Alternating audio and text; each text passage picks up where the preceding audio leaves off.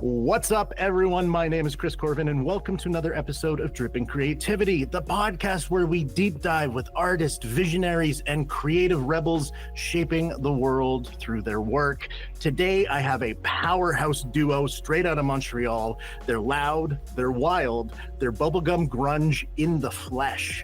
Please welcome Gabby and, oh God, I was going to say Gigi, but it's not Gigi. Damn it. Gigi, there we go. From Supersum, we're talking new EP, music, lore, alien dinosaurs, benefit shows, road stories, and so much more. This is going to be a blast. Thank you both for being here. How are we doing today? Doing great. Thanks so much for having us. Yeah. So we're going to start kind of at the beginning here and bring it back, get to the core here. Who are you outside of the band? What do you enjoy doing when you're not playing or writing music? Qu'est-ce que t'aimes faire à l'extérieur du band? Qu'est-ce que t'aimes faire quand t'es pas dans le band? C'est quoi tes... Juste aller lire des livres, des mangas, sortir dehors, écouter de la musique, puis aller courir, être en forme. Okay, so he's all about fitness, going out for runs and reading books, and he's into mangas these days, so yeah. But he's all about just staying in shape, basically. Because it's really demanding to be a drummer and to drum as fast as he does, so he needs to be in top shape. Yeah. Definitely. And what about you, Gabby? I'm all about doing some longboard whenever I got a minute, especially in the summer. I love it. I really do. And yeah, I got to work out every day too because it's pretty demanding. And this summer, we're going to have back-to-back shows in August, late August. We haven't announced them yet on IG, but we're going to be, well, actually, we're announcing it right now, but we're going to have back-to-back shows and we're going back to the studio to record some new material, actually our third EP already, which we're really stoked about. It's going to be called Tragédie Romantique. Unless we have like a crazy change of heart and we decide to change the name of the album, but so far that's what it's going to be called. So in English, it translates to romantic tragedy. So yeah, I mean, it's going to talk about love, but it's going to talk about so much more than that too. So we're quite stoked about it. I mean, it's going to talk about feelings, but also just crazy adventures that, you know, we've been on about. It's going to be a bit more of a slice of life type of album, I think. But we're still figuring it out. We're writing it right now. We've got a few songs that we're thinking about putting on it, but we're still in the process of seeing, hey, is this going to be the fun? Is this going on it? There's like one or two songs that we're 100% sure we want on the album, and there's quite a few contenders. We told ourselves we wanted to have like 20 songs, and we pick out the best like 4 or 5 songs. But I don't know, there was like so many ideas, and we're like, I'm not sure about this one. Like, write it, and we tried to finish full songs, but sometimes like after a while, be like, yeah, it's cool, but I'm not feeling it, and then we come up with something better. So we just ended up having a bunch of ideas, and now it's a question of finishing the ones that were like, yeah, I really, really like this one and all that. So to get back to your question of what do I do outside of the band, I help some family members out with their gardening and whatever, like if I've got some, like my grandma or other people, and I have a side job because we can't live off of the band 100% just yet.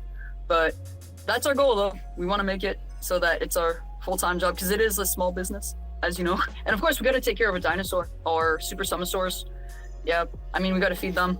I mean, we just started them on the post-Godzilla diet because for a while, you know, because people know, we do have some band lore. We do have alien dinosaurs that we decided to adopt. They came here from planet, what was it, Supersum. They just met us after a show, and we just decided to add them to, you know, our band and bring them out to shows. Sometimes shy, sometimes they want to stay home, and sometimes, you know, we had to tell them, you know, like, you cannot eat buildings.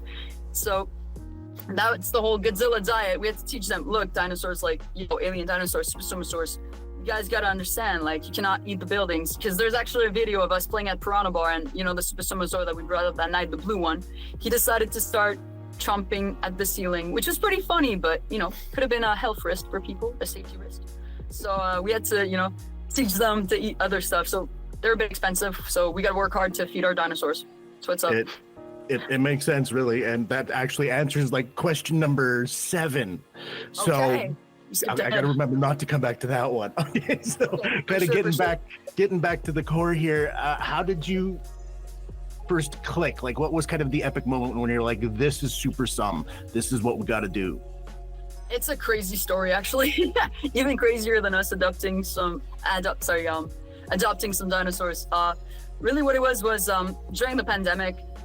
I actually was in bands actually prior to the pandemic, and I'd gotten funding to make a band work right before the pandemic hit, and that band fell apart because my bandmates were like, yo, we're going back to school or whatever. So I had to regroup and I had to figure something out. And so a few years went by and I was like in the mode of, okay, like everything was shut down for so long, as you know, and it was just really complicated until like 2022 to get anything going. So I was just in a position of trying to find people, and I ended up meeting a drummer and we jammed for a while. I wrote a bunch of songs, one of them being Joyeux Apocalypse, which is the title track of our debut EP. But we reworked it completely Supersum. And there was another track I wrote during that period called Vague Vague, which is also, I guess, going to be on Joyeux Apocalypse as well. It's the acoustic song. But the point is that band was like solely acoustic stuff. It was like ukulele and drums. And just because it was so complicated to get like live shows going and stuff, we would just go play at random people's parties, like small gatherings. And it wasn't even called Supersum by then. But after a while, that drummer that I was working with, he ended up just he was a physiotherapist and he's a great guy. Shout out Tantel. But he was like, look, I don't think music is going to work for me. So he just wanted to just full time be a physio. And I respect that. It's totally understandable. So I ended up being in a position of trying to find other musicians to work with. And that's how I ended up meeting Dan, who was a guy from Colombia. And he was staying in Canada. And this was like circa 2022, 2023. And so we ended up jamming a lot. We worked on some songs together. And actually, when I was working on some demos, a riff that I came up with on guitar, just jamming on guitar, actually ended up becoming the riff for Ryan Gosling that we used like a while later. And it was just like a riff that I pulled out from one of those old jams. I was like, yo, I remember this riff I played a while back, but I played on bass at that point, and it just worked. But so the whole thing of how it gelled, though, just to get back to the main thing, is that Dan's the one who came up with the name Supersum, because he was like, hey, okay, we're gonna make a band work and we're gonna need to find a name, because obviously Dan spoke English and Spanish and a bit of French, but he was like, hey, we should find a name that you can say in any language. So he was on a trip of trying to figure out a word or a band name that was in Latin so that people could say it no matter what the language, right? And I was like, that's pretty clever. So he ended up going on down a list of random words in Latin. And then at some point he was like, Supersum. And he was like, whoa, that sounds cool. What does it mean? He was like, survivor. And I was like, hey, that works for me. Anybody who listens to our music is a survivor of something. And if anything, they're still alive. So we're like, hey, that could work. And also it sounds like super summer. So we're like, hey, this could work. And we wanted a happy, a fun, uplifting type of vibe. And so we went with that name. And then Dan had to go back to Colombia because he had a death in his family. His grandma passed away, sadly. And so we kind of just split ways after that because he went back for a while. And I was just trying to really make a band work. So I was just looking for bandmates. And I ended up doing this crazy thing, which was I recorded some demos. And I sent them out to some venues and I was like, you know what? I'm going to try to get some shows booked because I was like, nothing is working. It's super complicated to try to get a band together and it's been like a few years. But I really liked some of the songs I had worked on and I was like, these have potential. And so I shopped them around, I shopped the demos around, and a few places were like down to, give me a gig as an opener with other people on the bill. So I was like, cool, let's go. Let's make this happen. I just need to build a band now, essentially. And so amongst all of that, I ended up meeting Gigi. Because I was trying to find bandmates to just make this crazy project happen because it was just becoming a bit difficult. So I was like, how can we make this happen? So I was actually trying out with a band called Les Sarcastiques, and they're still a trio to this day. And they're a really cool band. You guys should check them out. They're an awesome pop punk band in French, also in Montreal. And we played quite a few shows with them. And in any case, the idea was that I was going to sing and be a bass player, and they were going to be like the guitarist and the drummer would complete the power trio. But on one particular day, we were just jamming out some of the songs that we're going to perform live, like for me as an opener, and the Sarcastic were going to be like second, and there was going to be another band on the lineup for one of the shows. And then Gigi just popped his head in because we were at a jam space and was like, yo, this sounds really cool. Who's this? This doesn't sound like Les Sarcastiques. So he straight up barged in, like out of the movie. He was like, yo, who is this? This is cool. Like, that's how we met. He was like, yo, c'est donc bien bon, which in French means, yo, this is so good. What is this? This isn't like you guys, because it didn't sound anything like Les Sarcastiques, to be fair. There's a song called Comme un comme il faut, which we dropped from the set list, but if we could find a way to make it work as a two-piece, it'd be cool to bring it back, because it was a cool song. But in any case, that's how we met. Like, straight up, he just barged in, and they were like, oh yeah, he's a drummer from over there. And I was like, he's a drummer. I hear you say he's a drummer. So he ended up walking back in at some point later that day in rehearsals, and I was like, hey, look, I got this crazy idea. I ended up just booking a few shows. Do you want to jump on this? And it's kind of a mini tour type of thing. And so I was like, because worst case scenario, I was like, look, I'm going to open and be a solo act if I can't find a band. But he was game. I was like, yeah, we got 5 shows. off of this one demo that I'd sent, and people thought it was really cool. So are you game? Are you down to help me build a whole set list and just go play these shows? And he was like, oh, hell yeah. He's like, these songs are cool. I'm down. So that's how Supersum started. And then he was like, hey, I got a buddy who's a guitar player. He could jump in. And so that was Mike, who ended up being our guitar player for that tour and a show after that. So we legit became a band in 2 weeks and then went on the road. It's absolutely nuts, but it was absolutely worth it. T'as quand même eu du fun. Qu'est-ce que tu gardes comme souvenir de cette histoire-là? I'll translate his answer. I'm just asking him like what he remembers. Les voyages, les bons moments, les rires. T'as-tu eu du fun ou c'était trop stressant? Non. He said, J'ai jamais été stressé. he says he wasn't really stressed. Moi, je me rappelle qu'à un moment donné, t'étais un peu stressé qu'on avait créé une tune le jour même, là. Ouais, mais c'est parce que...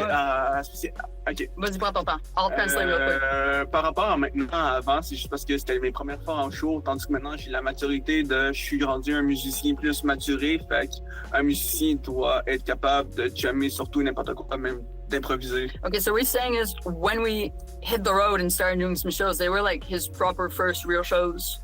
Cause, yeah, like,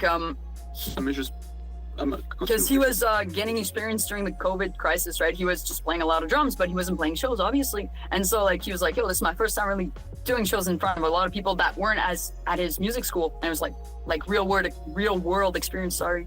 And so he was stressed out at first because he was like, yo, okay, like, pressure, it's a whole new set. For everybody, it was really stressful. It's like, we just wrote some of these songs, and some of them, they were written by me ahead of time, but we still had to arrange them as a band. And we had to write a bunch of extra songs too, because at some point, like, I showed a bunch of songs to the band and we're like, these are cool, but yo, I got an idea. And like Mike or Gigi would come up with a guitar part or a drum part and we'd just start creating new stuff. And then I'd come up with some stuff too. So it was just like we're creating a lot really, really fast. So it was stressful. It was a lot to learn in a very short amount of time, which is actually like breakneck. But he said that like he gained a lot of maturity from it, and he's not stressed. À ça parce que j'ai appris avec le temps. Yeah, he learned à how improviser des chansons, puis d'autres chansons, puis d'improviser, puis juste c'est comme si c'est rendu un jam. So it taught him to improvise really quickly and also to get just really good at jamming stuff out and just to go with the flow and to really flesh out the songs as we go and not stress too much about it. And now I'm still nervous whenever we do shows, but it's better than it was. C'est comme qu'on a toujours dit, le monde quand il écoute un show, c'est 80% de l'écoute, puis c'est juste 20% qui regarde. Because like he's saying, like a big part of whenever somebody goes to a show, like he says it's like 80-20. Like yes, there's a component of it that's listening to the music, but a big part of it is the showmanship, like how you present yourself on stage, the energy you bring, the energy you give to the crowd, and what they give back. And obviously when we started bringing some props, like when we brought our, the Supersum on stage, it changed the vibe. When we brought the chickens, moi je suis moins stressé. Now he's less stressed than ever because we always got something going on at our shows because we wanted to be a big party. Like whether it was like bringing giant beach balls or anything, every show we did, we wanted to bring something fun, even though we were the openers or second liner. At some point we did headline some shows, but yeah, like afterwards, I mean, way beyond the tour. But yeah, so he said that he learned a lot from it. I learned a lot from it too. I thought it was kind of crazy, but at the same time, I don't regret it because it forced us to become a band. He's like, yeah, I agree, it was crazy. But it was crazy in the best of sense because I wanted to find people that were willing to just commit and make a band happen and create a bunch of songs, test them out on people, just really give a great show ASAP. Because the thing is, I had experience as a studio player and as a gigging bassist and as a touring bassist for other bands and as a back vocalist and all that. And I was just, look, I've been singing for years and I really want to front a band because every time I was the bassist and just, back vocalist or whatever, like I'd write songs and suggest them to the band and be like, yo, these are cool. But it was always too different from whatever the band was doing. So Gigi's just adjusting a camera real quick. But yeah, so in this band, it was more like, okay, we're going to work as a team. I'm going to bring some song ideas and some melodies or some lyrics, whatever. And he brings drums and that's how we roll. And Mike ended up leaving the band in late 2023 because he thought it was just going too fast for him. After 1 month? No, it was actually like, we did the tour with him. He did until October. Like late 2023. Then late 2023, we're looking for a new guitarist. But then after a while of like trying to make it work with a guitar player, we realized, yo, well, why don't we just try to be a duo like, you know, Japan Droids, Royal Blood, or Dead from Above, 1979. We're like, let's just try it. He 21 Pilots. 21 Pilots. He was like, that's a bit crazy, but so far that's been like the main line of this band, a bit crazy, so might as well just keep going down that vein. So he was like, yeah, sure. I had to convince him a little bit. At first I was like, look, these are some of my favorite bands, and like way back in the day, like in 2015, 2015, I had the chance to go see Foo Fighters and Royal Blood on Les Plaines d'Abraham at Festival d'été de Québec, and that really stuck with me. Like, people were like, oh, Foo Fighters. I was like, no, Royal Blood is so dope. I was so stoked, and it stayed with me all this time. I was like pretty young, but I was like, one day I'm gonna be in a band, I'm gonna sing and play bass. Like, I don't know how exactly, I don't know how I'm gonna pull this off, but I'll figure it out. And then here we are. So it took a while, but here we are. So that's how it came about. It's an amazing story, and what I love about that is the improv of it all, and just putting it together, saying fuck it, let's just do this. And like, I love that. I love that so much. It's awesome. It was bold. So talking about the music itself, you like to straddle kind of sweetness and grit. Kind of tell us about the moment you realized bubblegum grunge was your fingerprint. Well, we both love gum a lot, and actually, funnily enough, we did not plan this, but we are chewing bubblegum right now. We actually are. It's part of our branding, and we didn't want to make too much ASMR, so we're like subtly chewing it right now. But no, it was this concept because I really like grunge. He really likes metal, and I come from a more punk and DIY aesthetic background type of that, but also very much in the alternative scene. Like, I was never full-on punk. Like, I had punk tendencies, but I was always like punk adjacent, and he was always in the metal scene and in like rock bands or bluesy bands or whatever. So we're like, okay, it's kind of a big hybrid. And so the bubblegum part of it was just because we also both love big poppy choruses, and we're not gonna apologize for that. We really love those. We love to make music that's like the type of thing that's just gonna jam in your car and you're like, yeah, like windows down, system up. That's the vibe that we wanted to bring, because we were like, yo, rock music is just very sad these days, and we do have sad songs, and it's okay. Like, we want people to emote and feel whatever they're gonna feel, but we're like, yeah, the world needs a bit more happiness. So we're like, how can we bring that vibe to the grunginess? Because we love the grunginess, but grunge is often quite sad, as you know, and so it's, you know, based in trauma for many of the songwriters. So it's like, hey, how can we bring that but not make it so sad? Or as McCartney put it, you know, take a sad song and make it better. So that's really how we roll. Like, sincerely, songwriting wise, that's legit. It's like, I'll bring something really sad to Gigi, and half the time we're like, yo, we need to write a happy song. Then I bring him like some really sad lyrics. I'm like, yeah, I did it again. I'm sorry, man. Like, it's sad. It's like, I'm not in a bad mood, but what came out was really sad. So what we're gonna do is like, make something out of this. And so usually we just take it and we're like, okay, let's make it happy. Because I'm a big fan also of like Billy Idol, who I had the chance to go see like a while back. But he's such a fun entertainer. Like, he's a proper rock star. Like that. He's also one of my influences, because my dad used to listen to him in the Clash and a bunch of other people, and disco music. Like, just my parents' music taste was very eclectic. They'd listen to Iggy Pop and then like French songwriters, and then YM's like Village People and disco. So yeah, that's kind of what I grew up around. That influences me as a writer. And also Gigi's kind of the same. Like, he listens to the most brutal metal you could ever imagine. Like, sometimes like, we listen to this, it's so melodic. I'm like, yeah, real melodic. I feel like, yeah. Je peux mettre mes meilleures danses sur Diabo aussi. And then he's like, but he's gonna be dancing on Dancing Queen, you know what I mean? Like, it's the duality of it. And that's what we wanted to show too, right? So just to get back to the question, it just kind of came organically, frankly. Like, we wanted to have energetic rock songs that are unapologetically rock, that are definitely like heavy hitting and groovy, but also very distorted, because that's what I love. He loves that too. And also have just these big, super fun choruses to sing, which is Ryan Gosling is like that. Oh no, wait, we have technical difficulties at that point. Oh, he's just gonna close the GoPro, because he's like filming on the side just to have content. So we're on that content quest. I get it. So yeah, but in any case, like, we're gonna take excerpts of this and montage it with your permission, if you're okay with it. But he just filmed the start, so I don't know what we're gonna be able to use so far, but we'll see. We'll montage. So that's basically it. It came organically, but also it was something we wanted to have, because we felt like, at least in the Quebec scene musically, you have a lot of rock, but a lot of it is very chill rock, psychedelic rock, and like, we're a mix of like the party vibes of Les Colocs who are a mythical rock band from Quebec, and Jean-Leloup and La Salle Affaire, especially I guess for the lyrics, because sometimes like our lyrics can be more poetic, but it's different at the same time, or Daniel Bélanger, but it's less atmospheric. The atmosphere we bring though is a vibe per song, that's for sure. Like every song is like its own little universe, and we do have that goofy side that some Quebec bands have here, because it's acceptable in Quebec to have like that goofier side. And for us, bringing the Dinosaurs, it was kind of, they found us. What can we say? They found us. They adopted us, and then we adopted them back. Yeah, but the thing is, we knew that the Dinosaurs were gonna stay with us for a while, because they're on a quest to figure out what Wawitude means anyhow, and Talatitude. But beyond that, it's just because like the first show that we brought one of the dinos out, it was at Parana Bar in November of just this year, 2024, last year. Yep. And just the moment the dinosaur came on stage, people were just cheering, but like a full-on standing ovation. We did not even start the show yet. It's just the dinosaur got on stage. People were going crazy, like proper wild. They were wild now, like, ah! I'm not kidding. Like you had like 150, 200 punks in Piranha Ball, just losing their minds over a dinosaur going on stage. You're like, oh buddy, you got to stay with us. This is we're keeping this. So you know what? That type of prop work with any audience, it's something they can latch on to, and it's so different and unique that just love that. Okay, so we actually talked quite a lot about. Oh, you're fine, you're good. Okay. Let's talk about Joyous Apocalypse.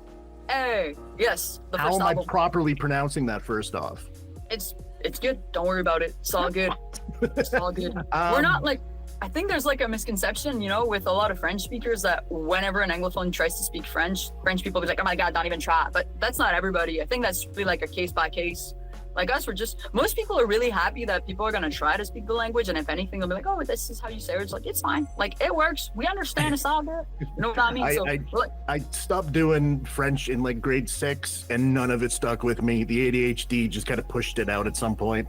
So I try to fake my way. That's how it goes. But anyways. It sounds great. It sounds so go into the album there. Did anything happen, so first off, what inspired the name, and then did anything happen during recording that felt delightfully apocalyptic? Yeah. Oh, let me just translate that for him. Tu compris?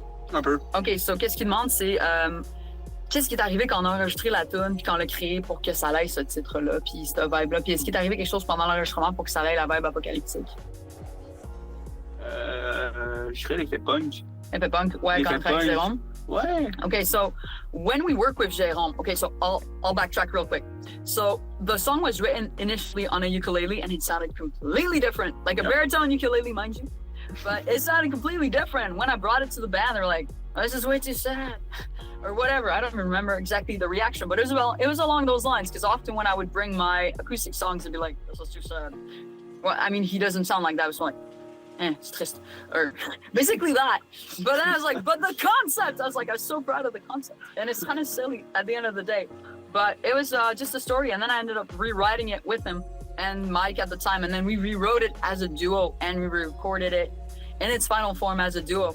And the instigation of it was during the pandemic. I was just seeing, it was just like everything was shut down, and there was already talks of World War III, even back then, with like the Russia-Ukraine war starting and all of that. And it felt a bit like the end of the world in a way, or at least the world that we used to know. And I knew that it was never gonna be like it was in 2019. And it was a form of grievance. And it was like, okay. Like for me, life was really good in 2019, 2020 before everything hit. It's like everything was lining up, and I was so stoked, and then everything just kind of died. And I was like, wow, that was really rough. I'm not gonna lie. I think a lot of people went through that, and it was a way for me to just be like, okay, just because life isn't as it used to be doesn't mean it can't be great again. Just gotta find a way to make it great in a different way. And I knew that a lot of struggles were gonna come. Like the minute that the lockdowns happened, I remember reading about something in some economic papers saying how the economic damage was going to be tremendous, and it was going to be felt for generations. So I was like, it's going to really suck for a while. So I was like, look, if everything ends and everything falls apart, what still matters as a person? What still matters in your existence? And I was like, love. And I was like, let's write a song about that. Let's write a song about, hey, if there's nothing left but a few groups of people, and you want to see, hey, is love real? And that's the real question behind the song. It's like, okay, I guess I'm a hopeless romantic, but no, the point is, that's what it is. Nothing wrong. Hey, as a hopeless romantic, there is nothing wrong with that. Yay! Own I it. feel like people just gave up on love, and sometimes I want to give up on it, but I'm like, no, love is so beautiful. Like, you gotta still believe in it. You gotta have faith in love. That's if there's one thing I gotta say today, that's it. And I don't mean to be preachy or anything. It's like, no, Hey, love is it's beautiful. one of the greatest feelings in the world, man. I don't give a shit what anyone says. Hey, exactly. Thank you. Yeah, we're like, okay, we're clearly an optimistic band, even though we're wearing black half the time. I'm wearing yellow though, but our environment is rather yellow, so quite optimistic. But I mean, he's always clad in black, and sometimes like it took me a while to get him to wear a few other colors, but I did not want to change him. It's like, look, he's in trouble. If he wants to wear all black, I'm not gonna debate him. Good. And that was like our thing. I was like, okay, I'll wear black colors and you'll wear black if you want. I was like, I'm not gonna force you to change. It's like, that's not cool. But back to the question real quick. That's what prompted the song, because that's what's said in the chorus. It's like Joyeux Apocalypse. It was like almost a song of reassurance. It's like something you tell to yourself, like, hey, like if there's nothing else and nobody can tell you anything positive, well, you gotta be that positive force yourself. So when you tell yourself like happy apocalypse, because that's what it means in English, it's like telling yourself, look, I'm gonna make the most of this. You got to make the most of any terrible situation. Maybe that's eternal optimism, and it might, if terrible catastrophe is bestowed upon me, but so far, I think I'd still find an ounce of resilience within myself to try to, find the silver lining despite all that. So that's what the song's about. It's about choosing to be happy and choosing love despite anything that gets thrown at you, and that demands a tremendous amount of self-confidence, but also tenacity. Like, you got to be hella resilient to choose that when everything's going bad. Like, it's easy to be happy when everything's good. It's really hard to be happy and kind when everything's going batshit crazy. You know what I mean? Like, when life is just hitting you with terrible things back to back, and it would be easy to just lay down and be like, I quit, I give up, I surrender. But then, kind of sucks too. So it's like, well, you got to choose your suck, I guess. You got to choose which sucky part of life you got to fight for. So I figured, hey, might as well fight for that. So that's what the song is about. All that. I'm sorry, it's a lot for such a simple song, for like a 2-minute 30-second song, but that's all it's what it encapsulates. And for the recording, it changed a bit in the recording. We made it faster than what it was supposed to be. It was kind of a reggae, very Police inspired. I love the Police, the band, and he does too. He's a big Stewie Copeland fan. I love singing. As a bassist singer, he's super cool. He wrote great songs, and so the point is, the song was a bit more reggae inspired, or ska, or whatever, just a blend of various influences. But then when we hit the studio with Jérôme Boisvert and Jimmy Bourgoin and Jérôme Boisvert, who produced Les Trois Accords and Octoplot and a bunch of great Quebec bands, the man has two Félixes, which is kind of like the Junos, but for Quebec. And Jimmy Bourgoin was a founding member of Les Colocs, the band I mentioned before. He was actually his drum mentor as well. Absolute legends that we worked with, that we had the chance to work with on that record and on those songs. And when we brought it to the studio, it was like, hey, how about we make it faster, like more punk? Because it's a pretty punk song. Like, let's push it to its limits. So like, why not? So nothing apocalyptic happened. We did that whole record. Like, we recorded 4 songs in one day, and like legit everything, drums, bass, vocals, everything. Production was done in one day. Like, straight up, we came in at 10 a.m. We're done by 6:30. So we're not like, okay, we might be wild as individuals, but we're not Motley Crue circa 1986. You know what I mean? We're not like doing bad things. And so for us, it's like being in the studio. It's like, okay, let's be tight. And also, since we're a rhythm section, it's kind of like important for us to be tight. So we're not the type to just, do certain chemicals or whatever and just go to the studio. It's like we're going back to do a job and do it well and do it fast and get it done and capture a moment, capture the vibes. But we did experiment with vocal lines and such, and back vocals and everything. So yeah, and so the end result ended up being kind of gloomy, but in a good way. So, t'es content avec la version finale en vrai? Moi, j'ai aucun regret. He has no regrets, he says. And yeah, like, I mean, when we do it live, we feed off of the crowd, and we usually turn it into a big chant. Before starting the song, we just make people go, hey, hey, and just kind of talk with them for a while and just kind of rile them up and tell them, this is the song you get mosh pit to, or whatever I feel like saying that day, and he rolls with it. Le monde a vraiment du fun quand on la joue parce qu'on voit vraiment la vibe. But people have, he says, Ils font juste bouger la tête, puis ils vibe, puis ils dansent. He says people have a great time when we play it live, because at first, they'll be bobbing, they're just bobbing, and then at some point when the chorus kicks in, they're like, oh wow, they kind of just go crazy. Like là, c'est là que J'ai l'impression qu'on a vraiment un bon impact, puis que le monde aime vraiment ce qu'on fait. And Je suis vraiment reconnaissant. And he says that's when he's most grateful because he sees that the song has a positive impact on people, and he feels like, yeah, I mean, that's our goal, right? To have a positive impact on people and make them have a crazy wild party for very cheap. And we want to keep it cheap or free as long as we can for our shows and such. And that's what he's most proud of. Like whenever we actually do shows and we make people have a really wonderful time, that's what he's most proud of. And that's what we want. We want our shows to be a great, fun party. And as you see us right now is basically how we are on stage. You know, sometimes we're more tired, but we're still going to bring that energy because we have to. So we'll just drink coffee or yerba mate. Yerba is a lifesaver. All the caffeine, none of the crash. Wonderful invention. But yeah. I hope that answers the question. You're killing it. You're absolutely killing it. You're good. So actually, speaking of the live show there, how do you get that distorted, stripped down sound live? Like, can I show you actually? Hell yeah, let's bring it on. Because I got my pedal board. Actually, let me go get that. Let me go get it. Actually, it'll make a lot of sense. Oh, no, stop it.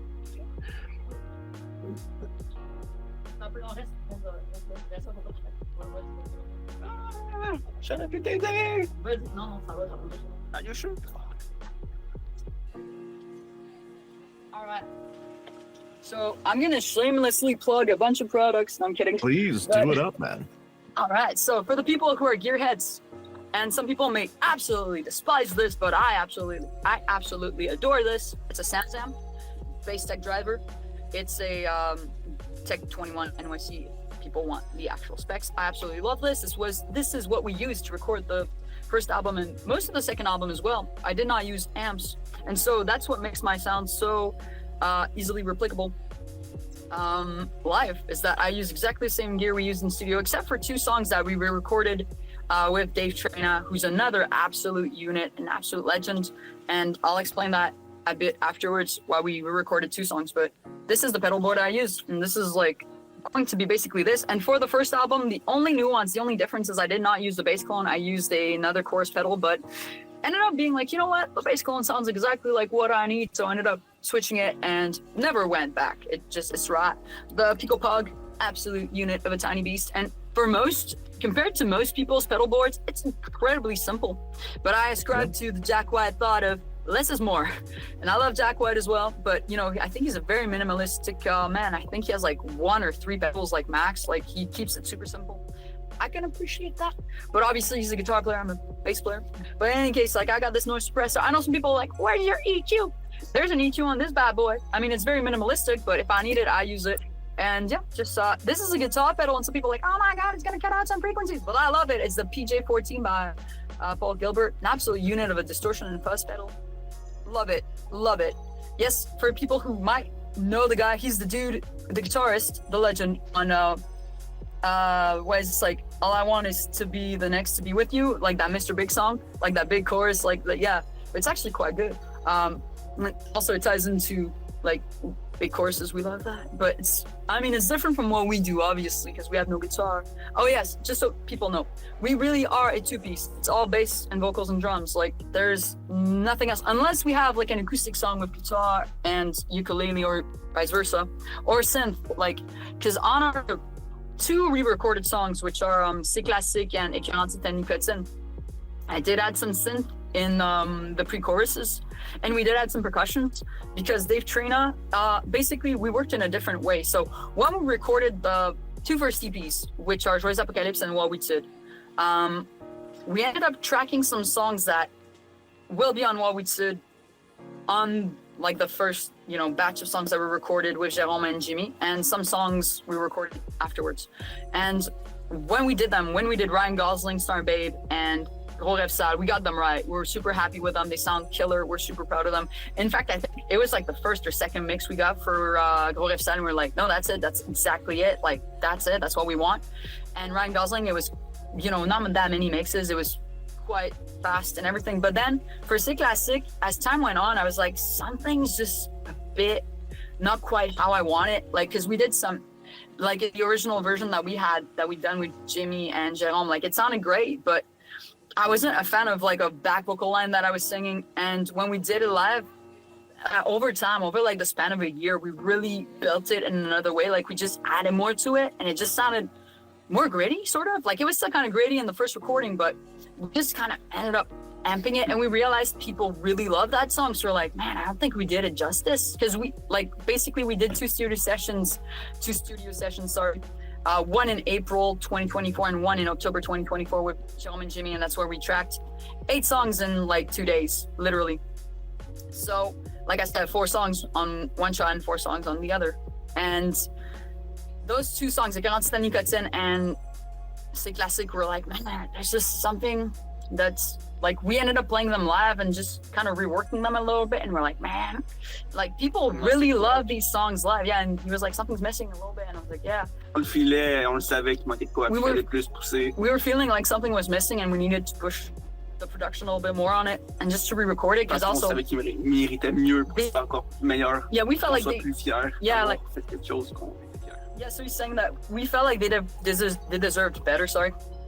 We felt like they deserved better, and also by then too, like, my vocals had also improved and everything. And I had gotten super sick during the winter. Actually, I'd gotten like a super severe bronchitis and ended up breaking a rib and dislocating it at the same time. So I had to overcome that. I was spitting blood right before a show. I'll get to that later. But the point is, it kind of added a raspiness to my voice, and I was like, it's kind of what we need. So I was like, look, let's try to go re-record this. And then, as a tragedy would have it, when it was time to go re-record those songs, I ended up being sick again, and it was like February, and I was still healing my ribs. And it was pretty brutal, but we ended up nailing the vocal takes in like 1 day. So it was very demanding, because I had to do like 12 hours nonstop. Whereas with Jimmy and Jerome, it was more like we would just punch in when necessary. But Dave, his method was, you're just gonna sing through the whole thing, and I could, because I really worked hard on my vocals, and it was fine. But it just brought different energy, and we tried different things. We used my VO22, which he's hitting the table with his foot, but it's all good. I don't know if it's gonna pick it up. I don't know, but yeah. So we used a pedal for vocals to do some extra effects and stuff, just to try to have like layers for like for extra effects, like harmonies built in and whatever, and also just did them straight up live off the floor as well. On peut lui envoyer les 2 versions, comme première version qu'on a faite, puis la deuxième version. We can actually send you the 2 versions if you want to listen to them, so you can see the difference and judge by it for yourself. Like, but just don't release them yet. Maybe we'll release it one day, like on a compilation album. Be like, yo, people, like, let us know what you thought of these, because we're not against them or anything. Because a lot of bands, he says, a lot of bands are doing that these days, and he's right. So yeah, that's basically it. That's basically that. But yeah, so that's how we ended up getting our live sound just about as close. Like, one thing that changed though is, like, when we recorded with Dave, those 2 songs, like I said, we added a little bit of synth. So maybe one day we'll have backing tracks live, but if else, we don't really need it, because we make the people sing back vocals often. We teach them the choruses and then they sing them back. And if we don't do that, we just, you know, by the time the last chorus comes in, it's like our songs are repetitive enough, and we hope at least to be, you know, to have them be catchy and fun enough so that people really want to sing them by the end, you know? So they just jump in and they become our back vocals. So it works beautifully. Thank you. So that's how it works, really. I hope that answers the question. But basically, it's because we recorded it exactly with the same gear, and we don't really add too much. Just there's a few more extra vocal layers in the production on some songs, like the ones we did with Dave. But for the next album, we might even just strip it down. Even I might go with a more simple approach and just keep it very minimalistic. We'll try. We'll see. We'll see how it sounds, because we want it to sound polished but still punk to a certain extent, you know, because we're not, like I said, we're not full-on punks. We're not gonna fool anybody, but we are punk adjacent, as we mentioned. So we do want that grit, we do want that fun, but at the end of the day, we really want some fun songs. We want some really cool songs that people can vibe to and have a great time to, because that's what we felt was missing in the world. With, you know, there's some great on-the-ground artists, there's some great songs out there, but we were like looking for that type of music, because I was looking for it, at least. Toi, tu cherchais-tu la musique de même, genre qu'est-ce que nous on fait, qu'il y avait de la musique de même dans le monde en ce moment? Yeah, so he's also looking for that. He's like, yo, like what we're doing. Non, parce que généralement, c'est toutes des full bands qui sont genre 3 ou 4, puis c'est très rare parce qu'il faut que tu t'ailles chercher vraiment dans les underground, puis c'est genre des genres de bands qui ont sorti genre un EP ou 2, puis c'est juste comme genre 15-20 minutes de chansons, puis qui sont juste comme pas populaires parce qu'ils ont peut-être juste moins de 300 followers sur tous les réseaux sociaux. So what he's saying is that, like, the sound that we've got, first of all, it really shocks people when they hear us and see us live, because they think we're a full band. Like, it happened so many times when we were playing with bands, mind you. Like, we were in the lineup. They knew we were getting booked and everything, and they come up to us like, you guys are the band? It's like, yeah. They're like, you guys are just 2? We thought you were 4 or 5. It's like, no, No. duo, buddy. Duo, 2. And we had to explain it so many times. And we're like, this isn't false representation. And that's why we actually wrote it in our bio. And we show a picture of us in the bio so people can understand we're just 2. No, but there was one show, the one at Piranha Bar, the sound man. Oh, yeah. It was pretty funny and no ill intent or anything. But he thought the dinosaur was like a guitarist or something. He's like, oh, does he need a mic? And we're like, no, he's just a dino dancer. He's like, oh, so like, he's gonna need a guitar or something. No. He's just a dino dancer. He was like, what do you mean? I was like, he's just there to dance. He's not gonna do any musical instruments. Like, wait, you guys are 2? It's like, yes, sir. We're a duo. He's like, wow, I want to work with you guys. And then after the show, he even gave us his business card. He was like blown away. He's like, I can't believe you guys are just 2 and you sound this good. Take my card. I want to work with you guys. So we were very blessed, but I don't know, maybe one day. Who knows? But we're very thankful to. So anyway, sorry. Back to your question. I'm so sorry. I don't want to get derailed. Bring me back on track if you. This is amazing. This is what this podcast is for, is this right here. I love it. I'm all on board. Okay, so, but we are slowing down on time. So out of the 27 questions I had, I think we're up to about 4. Cool. Well, speed run. We will have to do a part 2 at some point. Oh, cool. And my phone is going off. There we go. But yeah, so anyways, I'm going to round off with a couple questions, and then I got one final one. Because I do actually have quite a lot of friends over in Montreal who have been sending me a bunch of stuff, but we'll get to that in a second. So, okay, without spoiling too much, what do you got coming up when it comes to music videos and songs? Okay, so music coming out. Basically, we want to drop the 2 EPs this year, ASAP. We're at the stage where we just want to consult a music attorney. There we go, I said it properly. A music attorney to be sure that we're going to get all the royalties that we're supposed to get and make sure that all the copyrights are filled out and everything is just safe and good. Yep. And we want to potentially work with a label, so we'll see if people are interested. We'd love that, but we know that we need to have more leverage. We need to have a bigger fan base. We need to do more shows. We need to establish ourselves more before that. So that's what's up. But we do want to drop Joy's Apocalypse, all the 4 songs, and What We Did, all the 4 songs this year for sure, and all the music videos. So far, we got 3 music videos out on YouTube, and the Joy's Apocalypse music video I was supposed to drop for a little while. I'm finishing it up. I'm so sorry, people.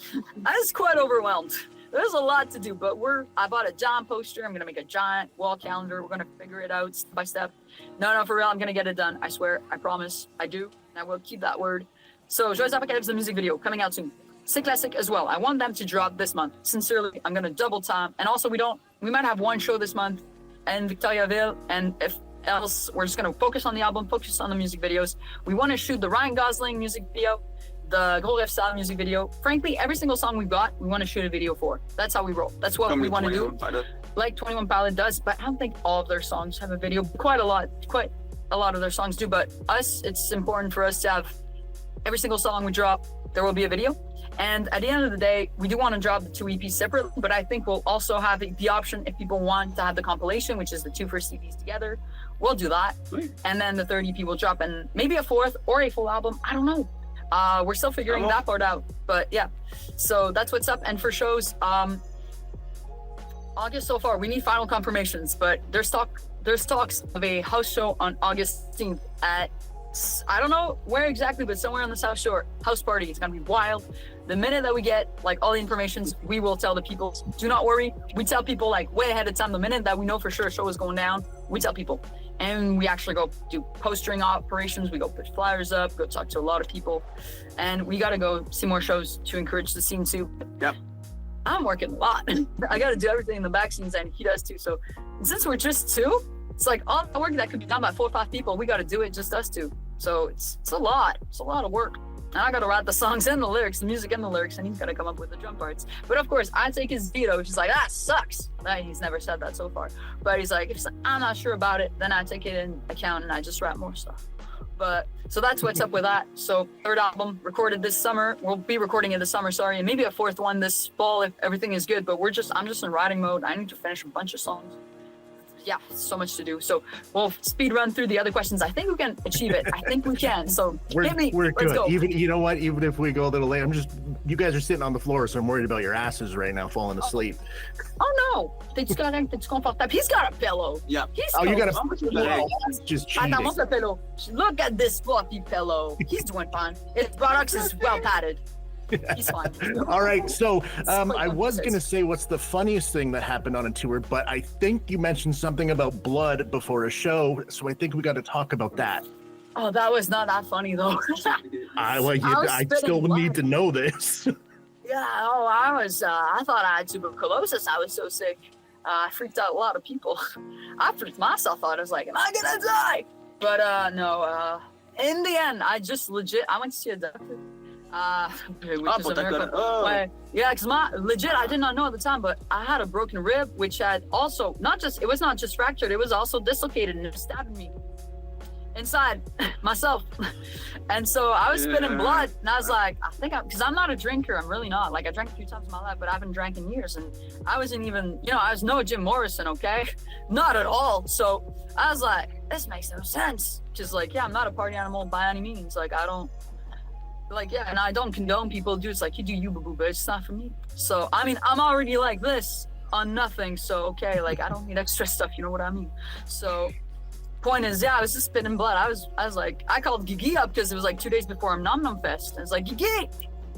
I was more like, Gigi, I think I'm dying, man. I think I'm dying. He's like, what's up? You sound terrible. I was like, I'm spitting blood, dude. I think I got tuberculosis. And so he's like, oh my God, we got a show in 2 days. I was like, I know, I set it up because, yeah, I had this terrible idea. I always have these terrible, they're wonderfully terrible ideas because every time I'm like, such a cool concept, and I'm like, oh my God, but it's going to be such a mess to put together. And we ended up pulling it off again. So there was this thing, I never watched news, but just for some reason, the TV was on at some relative of mine's house, and I was there for some reason. It was close to the holiday season. It was early December. And then they were saying how, like, so many people were just going hungry in Quebec. And I was like, God damn, that's really sad. And they were saying how there's a record number of families and kids that were just not going to have any food for Christmas. I was like, this is a real tragedy. This makes no sense to me. So I was like, hey, I'm not rich by any means yet. But I was like, can we put up a benefit concert, and can we, bring a bunch of people, but not make it like Live Aid? Make sure the money and the food actually gets to the people. So I hit up Julien Hug, who I was a co-host with at the Mosh Pit Punk Show, which was a podcast I used to be an interviewer for quite some time, until basically on Nom Nom Fest. Because after Christmas time, I was just like, you know what, I got so much stuff to do already. I can't, I'm out. But yeah, so I hit him up, and then we ended up renting out Turbo House for 2 nights in December. I think it was the 19th, the Thursday, and the 22nd, the Sunday. And we got a really cool lineup, if that's what it was. And then the concept was simple. I was like, we are not taking people's money for the artists. If they want to play, it's got to be like all to charity. All profits go to Moisson Montréal, which is the Montreal City's food bank. And so the concept was simple. Either you pay $10 to come see the show, or you bring food, free entry. So that was the idea, and I thought that's quite clever, so we called it Nom Nom Fest.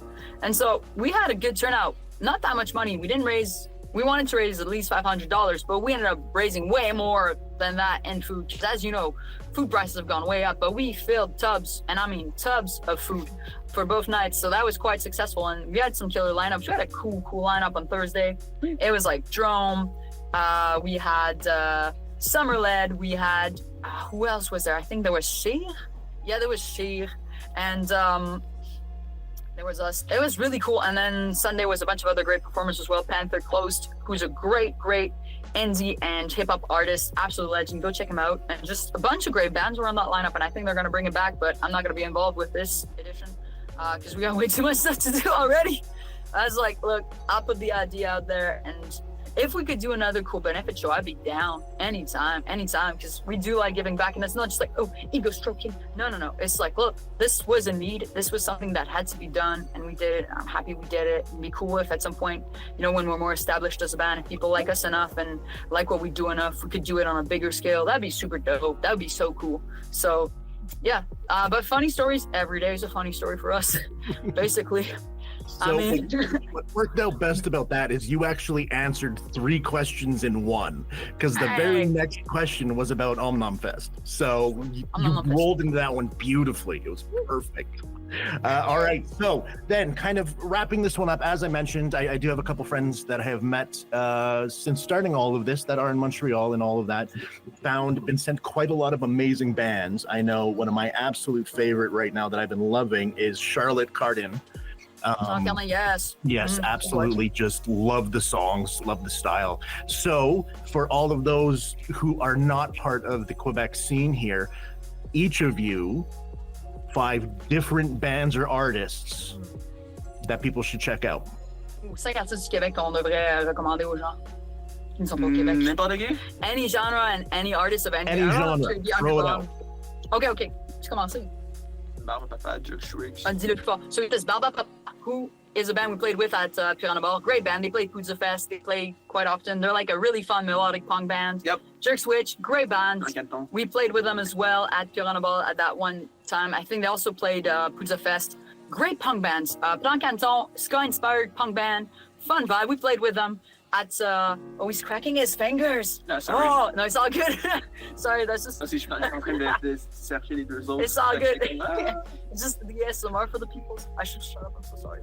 But I was like, warning, he's cracking his But yeah, so he mentioned Plan Canton, fun ska band. Jean Leloup, absolute legend. Plan Canton, they're really fun. They're, to quote them though, they're like a fruity, moving band, because the whole concept of the band is they're based off of there's this company in Quebec called Le Clan Panton, and their band name is Le Plan Canton. And so Le Clan Panton is a moving company.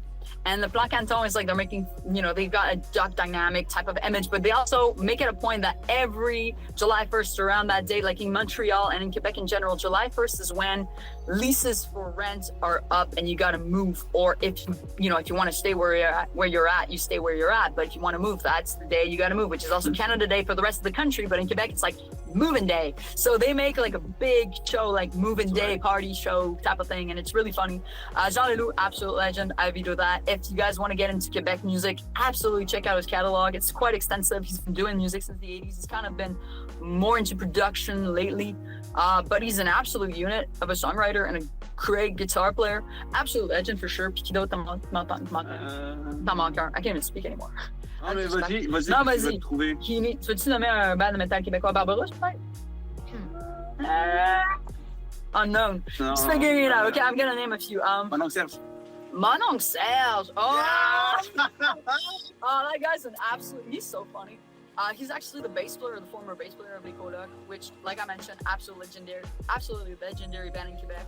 But the dude is just funny, like straight up. If you want to like learn French and have a good time and just listen to some really unserious songs, the guy is your guy. He's basically a giant troll, and he makes fun of everybody in Quebec. Like he's just lambasting people. Oh man, everybody's a target. Maybe one day we'll be a target. Who knows? I don't know. Okay, as for myself, oh man, there's so many bands. Okay, I'm gonna shout out my buddies in front row. They're a great emo punk band from Quebec. Love them. They're great. My buddy Jean David's an absolute legend. Great guy. Check them out. Really fun band. They're an Anglophone band. I'm going to hit up all my Anglo buddies because I'm bilingual. I was born in Quebec, but I grew up like everywhere and came back to Quebec a few years ago. Just before COVID, funnily enough. That's a whole nother story. But the point is, other Quebec peoples, let's see. Okay, should I go anthology? Je regarde ça avec genre des anciens ou des nouveaux? But front row for sure. Okay, sure. Front row for sure. I would recommend Les Sarcastiques, our buddies, pop punk band. Really fun. If you want some silly like Blink 182 type of vibes, but with some really good fun songs, check them out. We helped them make one of the music videos, Choco Caramel. If ever you want to check it out, we were like the PAs. We were like the personal assistants. We were like we were the behind the scenes team for that video. And the former bass player is in a band that he's in also. C'est quoi déjà le nom de ton band? Oui. Findom. That's like another band he's in that might be putting out music soon. I don't know yet. We'll figure it out. But so Instagram, check it out for the following, for whatever's gonna come next for them. So follow up with them is what I'm trying to say. So Les Sarcastiques, front row. Who else? Shay are pretty cool. They're like a sub band of Barba Papa. Really cool. Another side project. They're pretty fun, but oh man, there's so many great bands in Quebec. That's the tragedy. Okay, Gab Bouchard, absolute legend. He's contemporary. He's one of our peers. He's like contemporary. He's from Saguenay-Lac-Saint-Jean. He's got quite an interesting sound. If you like the Strokes, if you like garage rock, he'll be down your alley for sure. Man, I would say Les Colocs just because and tied with Daniel Bélanger. I'm gonna hit you guys with a bonus.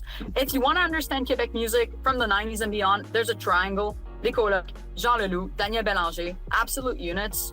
If you like rock music and you like alternative music, you need to check them out. Les Colocs are like a massive mix of so many genres. They're very, very eclectic. And so if you like artists like Peter Gabriel or The Police, you'll love Les Colocs. They've got ska vibes, they got blues, they got jazz manouche. They're all over the place, but they're also very much like Quebecois typical folk music type of vibe, you know? But then you got people like Daniel Bélanger, who's also all over the place, but he has beautiful songs. If you love acoustic rock, Sèche de Pleurs is a beautiful song, beautiful song from his first album. And then he's got some really fun songs. Like he's got such a vast catalog, and out of all the artists that I've mentioned and he's mentioned, the big ones, Daniel Bélanger, he's the one who's also still putting out music, like great songs still to this day. And then you got people like Jean Leloup, who's like proper rock, like especially from like L'amour est sans pitié, second album, and like Le Dôme. Isabelle.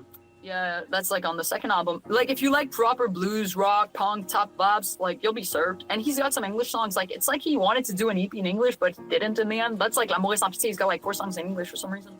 But I don't know. The guy's wild. He's different. He's eccentric. If you like that, you'll like him. But he also has acoustic songs. So yeah, check him out. Great legend. And Les Colocs, like I said, if you want to go from super fun party songs with like a sad, melancholic undertone, you'll love them. Like I think that's one thing that's kind of, the contrast and the dynamics in francophone music owe a lot to that band. And also just, the ability to write really heartfelt songs. Like if you check out Tassez-vous de là, it's an anthem in Quebec. Like somebody starts singing that song on the street, kids, grandparents will sing that song. Everybody. People just know about how it's like that meaningful. And it's like a love letter to a dead friend. So it's really poignant. Like, and the chorus is in Wolof, which is a Senegalese language.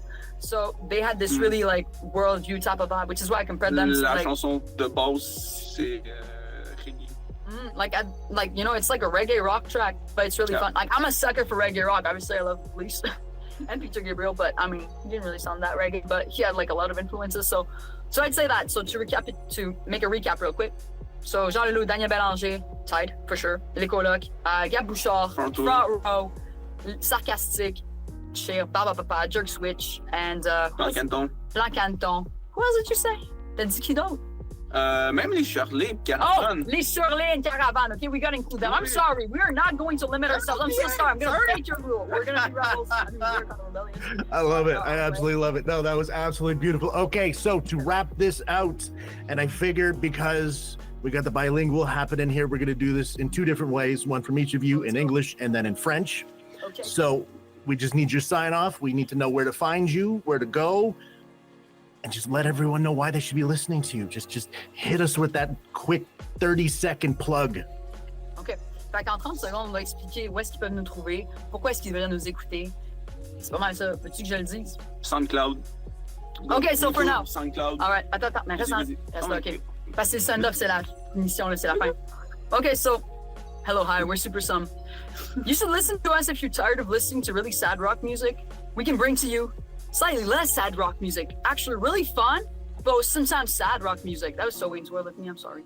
But yes, so if you want some really fun party songs that are more existential and might not make you go into a full-on existential crisis like most French songs, definitely give us a shout. Give us a chance. So check it out. If you want to come and see a really fun show that's completely different from anything else you've seen so far, in the underground scene, but perhaps eventually also on bigger stages, because we're gonna work for it. We're gonna work until more people know our songs and chant them in their cars. Actually, wait, I'll restart. Hello, we're Supersum. Do you want to blast some brand new music in a car and not be bored and not be so sad that you're crying like all the time while stuck in traffic and you're having an existential crisis? Don't, just listen to us. You might be sad and you might have an existential crisis nonetheless, but you'll be slightly happier because that's what we deliver, slightly happier songs. No, really, it's a party for your car and a party for your ears. That's what we're trying to deliver. That's what we want to bring to you guys. And you should listen to us because frankly, I don't think any other band in Canada sounds just like this. We've got a different vibe going on and we're just two and we're delivering that vibe. And okay, I'm kind of high energy and he's really chill, but we're bringing this duality to you guys. We're bringing contrast and good vibes and we want to do it for a good while longer. And we want to bring funner songs from album to album. We really do want to deliver that to people because I think it's really hard to live in Canada these days, especially if you're a young person. So we want to give people hope because we do believe it's not copium or anything. It's just like, look, life is hard. No matter what your background, no matter what you're going through, you're going to have adversity in life. It's no reason to give up. It's just it's an extra reason to keep going, frankly. And you're just going to be more resilient. Every single hurdle you overcome, you will only become better for it. So that's why you should listen to our music because whenever you're feeling terribly horrible about yourself and you're like, I'm so ugly, I'm so terrible, my face is a disaster, listen to Ryan Gosling's A Babe because then you can remind yourself that, hey, maybe you're not going to find your Ryan Gosling, but it doesn't matter because you got you and you can find somebody who's going to love you as you are and that person is going to motivate you to become the best version of yourself. So that's what we deliver. We want to give you guys music to listen to when you're not feeling so good and you need to be cheered up. And we got songs also that are really sad. So when you're feeling really horrendous, you can listen to that, feel what you gotta feel, and move on with your life. That's it. And you can find us on SoundCloud, YouTube, Instagram, TikTok, and we're gonna put out more music and more music videos. I hope that answers the question. And I hope you guys listen to us. Have a great day. That was amazing. That was absolutely. I'm gonna have to clip that down to like 30 seconds because that was like 4 minutes. Oh no! Okay, I'm like the worst person with time. Dude, you're good. Like relax. You're good. You're good. It was amazing. I loved it. It was perfect. All right. I'm a bit nervous. Sorry. I'm doing awesome. By nature. All right, so everybody listening, that is a wrap on today's episode of Dripping Creativity. Massive shout out to Supersum. You two are unbelievably amazing. I'm gonna have you back on. Thank you. I love you both. It's just Thanks amazing. so much. Thank you. Thanks so much. Thank you all for all of that. And for everyone still listening here, make sure to hit up their Instagram, their YouTube, Supersum Band. Follow, stream, keep your eyes peeled for the upcoming EPs. It's going to be absolutely amazing. If you happen to be around for a show, go and check it out because you're going to absolutely love it. Thank you all for watching and listening. Don't forget to like and subscribe. Share the love because we all know I need it. My name is Chris Corvan. You can find me everywhere at Chris of the Void. This has been the Dripping Creativity Podcast. And remember, stay creative, stay inspired, and until next time, see ya.